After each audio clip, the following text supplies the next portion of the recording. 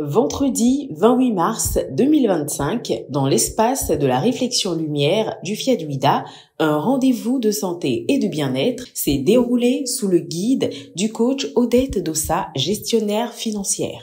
Les festivités ont débuté par un hommage vibrant à la patrie et au FIAD, exécuté par le coach Serge Segbe, informaticien, et le coach Mathilde Toquin, gestionnaire en finance et en comptabilité.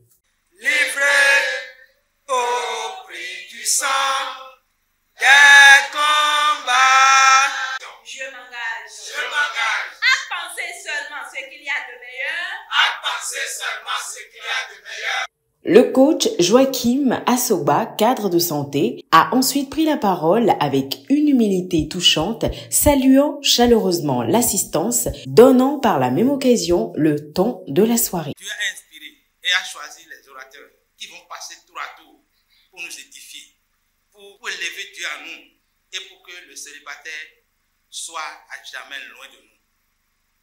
Moi, j'ai trouvé ma part, oui, et je travaille tous les jours pour y arriver. Je t'invite ce soir de t'assurer que tes fesses sont sur les chaises et d'être présent de corps et d'esprit, ne rien laisser passer pour que Dieu, à travers les orateurs, puisse t'enseigner pour que tu puisses prendre ta part et vivre heureux et en bonne santé dans ton couple.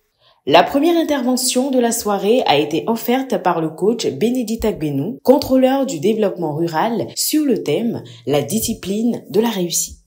Avec le coaching, la réussite durable est atteinte avec un bon langage, un environnement adéquat et les bonnes attitudes. Surtout, nous devons arrêter de nous plaindre, arrêter l'ingratitude, célébrer chaque victoire, chaque pas dans la bonne direction. Rester dans la détermination et continuer jusqu'à réussir. Il n'y a que dans la discipline que nous pourrons accomplir de grandes choses. L'ambassadeur Prisca Todejlapou, professeur de mathématiques appliquées, a ensuite captivé l'audience avec son discours intitulé « Gardez la foi en Dieu » dans la deuxième intervention. Chers sacerdoces royaux, prenons conscience que Dieu est en nous et on peut tout changer dans notre vie. Grâce à la confiance en Dieu individualisée en nous, l'impossible devient possible. Prenons par exemple le cas d'Abraham. Il a accepté sacrifier son fils, croyant vivement que Dieu le ressusciterait. La foi qui transporte des montagnes est plus que de bons sentiments religieux.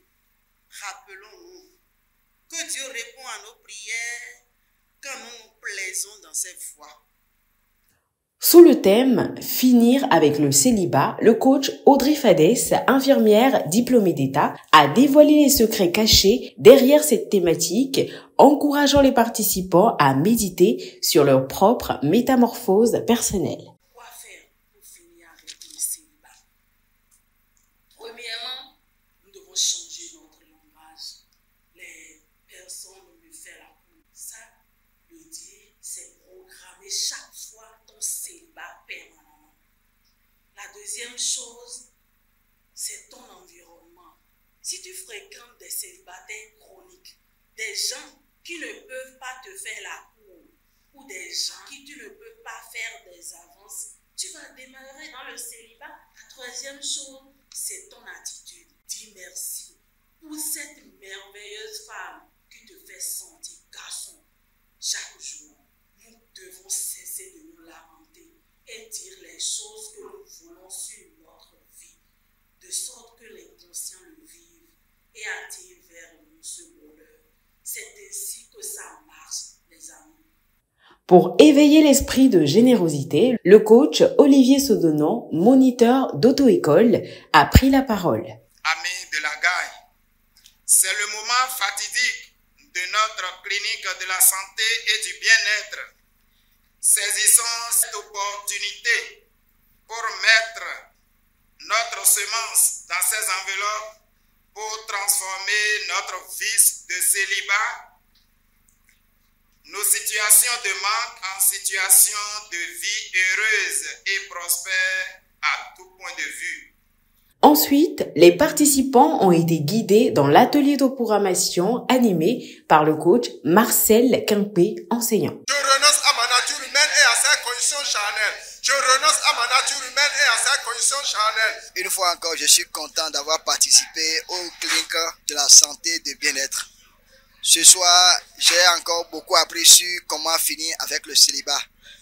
Et les résolutions qu'on a prises par rapport au célibat, c'est de corriger nos habitudes de façon permanente. Ce soir, on a eu à parler de la discipline de la réussite, de la foi en Dieu. J'ai plus retenu qu'il fallait avoir foi en Dieu pour mieux avoir ce qu'on attend. Après cet échange d'énergie positive, les convives ont savouré le cocktail et rayonnant repartent chez eux avec une motivation renouvelée.